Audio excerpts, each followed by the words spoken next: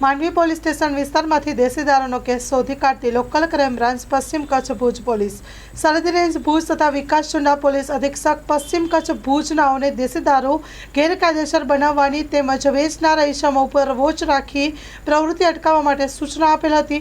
જે અનુસંધાને માર્ગદર્શન મુજબ લોકલ ક્રાઇમ બ્રાન્ચ પશ્ચિમ કચ્છ ભુજના police inspector police sub inspector પશ્ચિમ કચ્છ ભુજ જિલ્લામાં દેશી દારૂની પ્રવૃત્તિનો ગેરકાયદેસર રીતે બનાવનાર તેમજ વેચનાર ઇસમો ઉપર વોચ રાખી કાયદેસર કાર્યવાહી કરવા સૂચના આપેલ હતી। જે અનુસંધાને માંડવી પોલીસ સ્ટેશન વિસ્તારમાં પેટ્રોલિંગમાં હતા તે દરમિયાન પ્રદ્યુમનસિંહ ગોહિલ તથા વાલાભાઈ ગોયલ નાઓને ખાનગી રાહે બાતમી હકીકત મળેલ હતી કે વિશ્રામ ઉર્ફે પપ્પુ કલ્યાણ ગઢવી જેઓ પાંચોટિયા તાલુકો માંડવીવાળો પાંચોટિયા ગામની દક્ષિણ બાજુ આવેલ સીમ વિસ્તારમાં તળાવની પાસે આવેલ બાવળોની ઝાડીઓમાં તેની વચ્ચે ગેરકાયદેસર દેશી દારૂ બનાવવાની ભઠ્ઠીઓ ગાળે છે।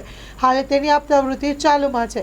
જે હકીકત આધારે તપાસ કરતા મજકૂરી સમય રેડ દરમિયાન હાજર મળી આવેલ નહીં અને હકીકતવાળી જગ્યાએથી વિગતે દેશી દારૂના જથ્થા મળી આવેલ છે। જે બાબતની કાયદેસરની કાર્યવાહી કરવા માંડવી પોલીસ સ્ટેશન ખાતે સોંપવામાં આવેલ છે।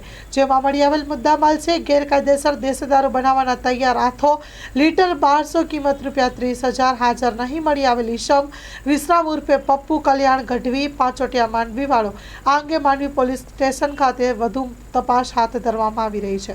Story report by Kiran Gori Bhuj.